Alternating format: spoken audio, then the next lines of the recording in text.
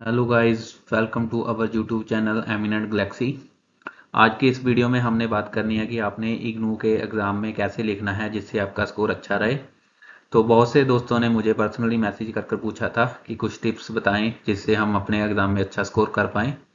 तो दोस्तों, एक बात आपको ध्यान में रखनी चाहिए कि जो भी इग्नू के एग्ज़ाम होते हैं उसको जब चेक किया जाता है तो जो भी एग्ज़ाम चेक करता है उस टीचर के पास, उस प्रोफेसर के पास उनको दिन कम दिए जाते हैं और उनके पास पेपर काफ़ी ज़्यादा होते हैं। ठीक है, तो समय कम की वजह से तो उनको पेपर है जो वो इतने अच्छे से ध्यान से नहीं चेक कर पाते। तो इसलिए थोड़ा सा जल्दी में पेपर चेक करना पड़ता है। तो इसलिए अगर आपने अपना पेपर अच्छे से लिखा हो, मतलब कि चेक करने वाले को आपका पेपर अट्रैक्टिव लगे, तो फिर आपका जो स्कोर है वो डेफिनेटली अच्छा जाएगा। ठीक है, तो इसलिए हमने आज वीडियो में बात करनी है कि जब भी आप अपने अपने पेपर में लिखना है तो उसमें किन बातों का आपने ध्यान रखना है ताकि जो आपका क्वेश्चन पेपर जो आपने अटेम्प्ट किया है उसके जो आंसर हैं वो सामने वाले को अच्छा लगे और आपको अच्छे मार्क्स मिल सके। ठीक है, तो कुछ बातें, स्ट्रेटजीज, जो प्लान हैं हम इस वीडियो में डिस्कस करेंगे जिससे आपको अच्छे मार्क्स आप उस अपने पेपर में स्कोर कर सकते हो। ठीक है, तो चलिए देखते हैं कुछ पॉइंट्स। तो सबसे पहले दोस्तों, जो इम्पोर्टेंट बात है वो है, आपने जब भी आपने कोई भी आंसर अटेम्प्ट करना है तो उसको कोशिश करिए कि उसको स्टेप वाइज अटेम्प्ट करें। ठीक है, स्टेप वाइज और पॉइंट वाइज, ये पॉइंट मोस्ट इंपॉर्टेंट है। तो इसका दोस्तों क्या मतलब है, जैसे आपने सपोज करो कोई क्वेश्चन है, उसके मान लो 3 पार्ट है, तो 3 पार्ट्स में आपने अटेम्प्ट करना है तो उसके आपने सपोज कीजिए 3 स्टेप बनते हैं उसमें, स्टेप 1, स्टेप 2, स्टेप 3। ठीक है, तो फिर आपने क्लियरली मेंशन करना है कि ये हमारा स्टेप 1 है। जैसे सपोज करो हमने कोई थ्योरम प्रूव करनी है। ठीक है, तो स्टेप 1 में हम सबसे पहले क्या लिखते हैं, उस थ्योरम की जो स्टेटमेंट वगैरह होती है वो लिखते हैं कि इसमें ये रहेगा। फिर स्टेप 2 में हम उसके लिए क्या लिखते हैं कि इसका प्रूफ क्या है, कैसे हमने प्रूव किया। और फिर स्टेप 3 में हम उसका क्या लिखते हैं, रिजल्ट लिखते हैं। ठीक है, तो इस तरह स्टेप वाइज आपने मेंशन करना है ताकि देखने वाले को पेपर आपका अच्छा लगे। ठीक है, फिर नेक्स्ट जो इंपॉर्टेंट पॉइंट है वो है पॉइंट वाइज लिखना। ठीक है, तो जैसे किसी क्वेश्चन में सपोज कीजिए 5 पॉइंट है, तो उन 5 पॉइंट को आपने अच्छे से लिखना है पॉइंट वाइज। ठीक है, अगर आप एक पैराग्राफ बनाकर लिखते हो तो वो सामने वाले को अच्छा अट्रैक्टिव नहीं लगता, तो उस पर पढ़ने में भी दिक्कत होती है। लेकिन आपने अगर पॉइंट वाइज लिखा है तो डेफिनेटली आपको जो अच्छे मार्क्स उसमें से स्कोर कर सकते हो। ठीक है, तो प्रॉपर अपना जो भी हेडिंग है उसको हेडिंग बनाएं, उसके आगे जो सब हेडिंग्स होते हैं उनको लिखें। तो फिर आपका जो पेपर चेक करने वाले को आसानी होगी, आपके वो हेडिंग अच्छे से देखेगा तो उसको पता चलेगा कि हाँ, इसने अगर हेडिंग ठीक लिखी है तो बीच में भी डेफिनेटली ठीक लिखा होगा। तो इसलिए आपने स्टेप वाइज, पॉइंट वाइज अपने पेपर में लिखना है। ठीक है, कोशिश करनी है कि हर एक क्वेश्चन को इस तरीके से आप लिख सको। फिर नेक्स्ट जो हमारा इंपॉर्टेंट, जो most important, most used part है वो है हमारा यूज ऑफ फ्लो चार्ट्स। ठीक है दोस्तों, आपने जब भी किसी क्वेश्चन को अटेम्प्ट करना है तो कोशिश करनी है कि उसमें आप ज़्यादा पैराग्राफ लिखने की बजाय उस क्वेश्चन को आप फ्लो चार्ट की फॉर्म में लिखें। ठीक है, तो फ्लो चार्ट दोस्तों आपको पता ही है कि जैसे कोई भी क्वेश्चन की थ्योरी है, उस थ्योरी को हमने उसके जो इंपॉर्टेंट पॉइंट है उसको किसी डायग्राम के रूप में आपने उसको बनाना होता है जिसको हम फ्लो चार्ट्स बोलते हैं। और फिर इसके अलावा दोस्तों आप माइंड मैप का भी यूज कर सकते हैं। माइंड मैप में भी ऐसे ही होता है कि जैसे कोई सेंट्रल आइडिया है, उसके आसपास हमने कोई और 3-4 उसके रिलेटेड पॉइंट है, तो हम सेंट्रल मेन हेडिंग को सेंटर में लिखकर और उसके जो 3-4 और पॉइंट्स होते हैं उनको उनके साइड में लिख सकते हैं। इस तरह हम माइंड मैप ट्रैक कर सकते हैं। और फिर टेबुलर फॉर्म, ये इंपॉर्टेंट कंसेप्ट है कि जैसे आपने किसी क्वेश्चन को लिखा है तो अगर उसमें कोई टेबल वगैरह बन सकता है वैल्यूज का, तो आप टेबल की फॉर्म में लिखे। तो इस तरह आप फ्लो चार्ट्स का प्रयोग कर कर आपने जो क्वेश्चन आंसर है उसको आप अट्रैक्टिव बना सकते हैं। ठीक है, तो अगर आपने किसी क्वेश्चन में, आपने ये पॉइंट दोस्तों बहुत ध्यान में रखना है कि हर क्वेश्चन को फ्लो चार्ट की फॉर्म में लिखना सीखे। ठीक है, तो अगर आपने फ्लो चार्ट अच्छे से ड्रा कर दिया, बना लिया, तो फिर आपका जो पेपर चेक करने वाला टीचर है ना, उसने आपका बीच में जो थ्योरी लिखी है, आपने जो भी कुछ लिखा है उसको वो पढ़ेगा ही नहीं। अगर आपने फ्लो चार्ट में ही सभी पॉइंट्स जो इंपॉर्टेंट मेंशन कर दिए तो फिर उसको आगे पढ़ने की आपके पास ज़रूरत नहीं पड़ेगी। ठीक है, तो फ्लो चार्ट का यूज़ आप करना सीखें। इससे आपका जो पेपर है, आंसर है, वो अट्रैक्टिव रहता है और जो चेक करने वाला टीचर है उसको भी आसानी होती है। तो फ्लो चार्ट में अगर आपने प्रॉपर एक्सप्लेनेशन कर दी तो फिर आपने जो आंसर में, आपने थ्योरी में अगर आपने 3-4 पेज भी भरे हैं तो उसका कोई वैल्यू नहीं रहती। आपको फ्लो चार्ट से ही आपके कंप्लीट मार्क्स मिल जाते हैं। ठीक है, तो इस पॉइंट को ध्यान रखना है। फ्लो चार्ट्स आपने ड्रा करने हैं, माइंड मैप का प्रयोग करना है और टेबुलर फॉर्म में क्वेश्चन को लेकर आना है।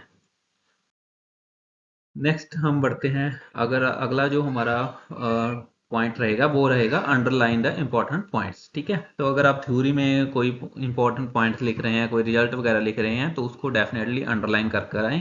अगर आपने किसी को या तो आप डार्क स्केच से अंडरलाइन कर सकते हैं, जहाँ जैसे आप ब्लू पेन से लिख रहे हैं तो साथ में ब्लैक पेन लेकर जाएं, तो ब्लैक पेन से आप अंडरलाइन कर सकते हो। ठीक है, अगर कोई पॉइंट इंपॉर्टेंट अंडरलाइन किया होगा तो एग्जामिनर का ध्यान उसकी ओर अट्रैक्ट करने के लिए आपको जो पॉइंट्स है वो क्या करने होंगे, अंडरलाइन करने होंगे। और फिर साथ ही साथ दोस्तों, अगर कोई रिजल्ट हमने लिखा है तो उसके आले दुआले आप क्या कर सकते हो, बॉक्स ड्रा कर सकते हो। ठीक है, जैसे हमने ये देखते हैं, जैसे सपोज करो ये बॉक्स मेरा इंपॉर्टेंट कोई रिजल्ट है, इसको हमने क्या करना है, अंडरलाइन कर देना है। ठीक है, तो इंपॉर्टेंट पॉइंट्स अंडरलाइन करने हैं, तो आपका जो भी इम्पोर्टेंट रिजल्ट आएगा उसको आपने क्या कर देना है, अंडरलाइन करना है।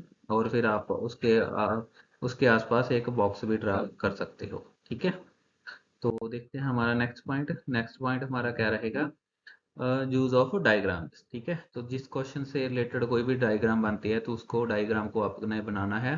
डायग्राम आपकी नीट और क्लीन होनी चाहिए, उसको बड़े साइज की रखना है, ऐसा नहीं बिल्कुल छोटी सी डायग्राम बना दी।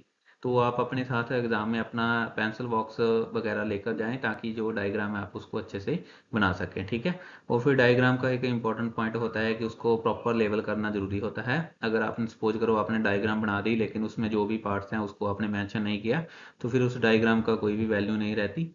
तो इसलिए आपने डायग्राम को अच्छे से लेबल करना है, ताकि सामने वाले को, पेपर चेक करने वाले को आपकी डायग्राम से ही प्रॉपर पता चल जाए कि आपने अपनी थ्योरी में क्या लिखा होगा। ठीक है, तो डायग्राम को अच्छे से साफ बनाना है, और उसको बिल्कुल छोटा नहीं बनाना है, प्रॉपर साइज की डायग्राम होनी चाहिए, बड़े साइज की, और उसको प्रॉपर लेवल करना। ठीक है, इस पॉइंट का आपने ध्यान रखना।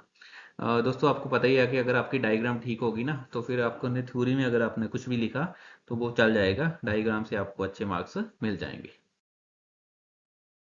नेक्स्ट हमारा पॉइंट है यूज ऑफ एग्जांपल्स। ठीक है, अगर आप किसी भी क्वेश्चन को अटेम्प्ट कर रहे हैं तो उसमें अगर कोई एग्जांपल बनती है तो उसको आप जरूर लिख कर आएँ। एग्जांपल से अच्छा इम्पैक्ट जाता है, तो इसलिए इस पॉइंट का आपने ध्यान रखना है। किसी भी पॉइंट को अगर आप एक्सप्लेन कर रहे हो तो उससे रिलेटेड जो भी एग्जांपल बनती है उसको आप प्रॉपर मेंशन करके आए। ठीक है, नेक्स्ट हमारा पॉइंट बनता है राइट डाउन द एप्लीकेशंस। तो दोस्तों ये इंपॉर्टेंट पॉइंट है। सपोज करिए आप किसी कंसेप्ट को लिख रहे हैं, तो उस कंसेप्ट से रिलेटेड उसकी जो भी एप्लीकेशन बनती है तो वो आप जरूर साथ में ऐड ऑन कर कर आए। ठीक है, एप्लीकेशंस से ही पता चलता है कि अगर आप कोई भी कंसेप्ट उसको लिख रहे हो तो उसका क्या यूज़ है, उसकी क्या एप्लीकेशन रहेगी, तो इसको आपने जरूर लिख कर आना है। ठीक है, अगर क्वेश्चन में पूछा है, अगर क्वेश्चन में नहीं भी पूछा तो भी आपने एप्लीकेशंस लिखनी है कि जैसे कोई भी कंसेप्ट है इसके क्या यूज रहते हैं। ठीक है, तो इस बात का आपने ध्यान रखना, ये आपका एड ऑन रहेगा, इसको आप जरूर ध्यान में रखें। नेक्स्ट हमारा पॉइंट है write down the physical interpretation. तो दोस्तों, जैसे आपने कोई न्यूमेरिकल फॉर्मूला ड्राइव किया है या कोई थ्योरम ड्राइव किया है, तो उसका फिजिकल इंटरप्रिटेशन क्या रहेगा वो आपने साथ में मेंशन कर कर आना है। जैसे आपने कोई डेरिवेशन की, उसका फाइनल रिजल्ट आया, तो वो फाइनल रिजल्ट क्या फिजिकल इंटरप्रिटेट करता है, तो इस बात को आपने मेंशन करना है अपने आंसर में। नेक्स्ट हमारा जो क्वेश्चन है, पॉइंट रहेगा वो रहेगा right and the proper units. तो दोस्तों, जो न्यूमेरिकल बेस्ड क्वेश्चन होते हैं उसमें जो भी यूनिट्स आती हैं उसकी, तो वो अपने लास्ट में अपनी लिखनी है प्रॉपर। न्यूमेरिकल आपने सॉल्व किया, उसकी जो भी यूनिट्स है उसको आपने कंप्लीटली लिख कर आना है। तो कुछ दोस्त ऐसा करते हैं कि अपना न्यूमेरिकल सॉल्व किया, उसका आंसर निकाल लिया, लेकिन बाद में उसको जो प्रॉपर जो उसकी यूनिट्स थी वो मेंशन नहीं की। तो इसलिए आपने इस बात का ध्यान रखना है, अपना जब भी आंसर आप निकालो, न्यूमेरिकल कैलकुलेशंस की आपने, उस कैलकुलेशंस के बाद जो भी उसका रिजल्ट आया उसकी जो यूनिट्स हैं वो आपने डेफिनेटली लिख कर आनी है।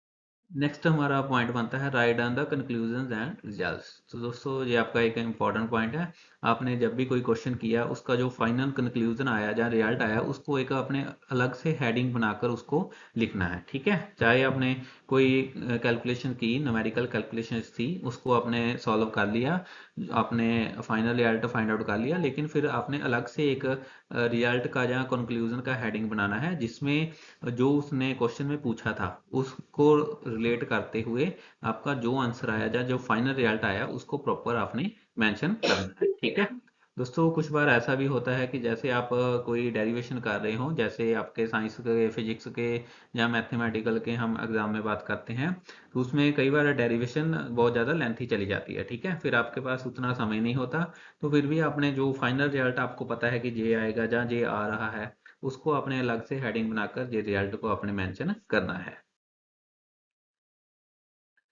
So one more point last but not least, that is time management. तो दोस्तों ये आपका इम्पोर्टेंट पॉइंट है कि आपने टाइम मैनेजमेंट को लेकर चलना है। अगर आपके पास सपोज कीजिए कि आपका पेपर लेंथ ही जा रहा है, ठीक है, लेकिन आपके पास समय कम पड़ रहा है, तो आपने एक प्रॉपर प्लानिंग करनी है। ठीक है, वैसे तो प्लानिंग जब आप अपनी प्रिपरेशन करते हो तो उससे ही आपकी हो जाती है कि आपको पता होता है कि आपको पेपर में इतने क्वेश्चन आएंगे, ऐसे ऐसे आपने अटेम्प्ट करने हैं। तो टाइम मैनेजमेंट आपके लिए बहुत ज़रूरी है। सबसे पहले वो वाले क्वेश्चन अटेम्प्ट कीजिए जो आपको अच्छे से आते हैं, और फिर वो वाले क्वेश्चन अटेम्प्ट करिए उनमें से जिसके स्कोरिंग आपको ज़्यादा है। ठीक है, तो जो ज़्यादा मार्क्स वाले क्वेश्चन है और आसानी से आप कर सकते हो, उनको आप पहले कीजिए, और फिर बाद में अपना समय को देखकर जो आप जब भी आपके पास जितना समय बचेगा उस हिसाब से आपने दूसरा पेपर अटेम्प्ट करना है। ठीक है, तो टाइम मैनेजमेंट के आपने बहुत ध्यान रखना है, प्रॉपर प्लानिंग के साथ अपना पेपर अटेम्प्ट करें। ठीक है दोस्तों, तो आज की वीडियो में इतना ही था। तो होपफुली जो कुछ मेरी ओर से पॉइंट्स थे जो मैंने आपके साथ डिस्कस किए, ताकि आप अपना जो पेपर है वो अट्रैक्टिव बना सको। तो अगर वीडियो आपको पसंद आया हो तो मेरे चैनल को सब्सक्राइब कर लीजिए, और आपको आपके आने वाले एग्जाम के लिए बहुत बहुत शुभकामनाएं। All the best, thank you.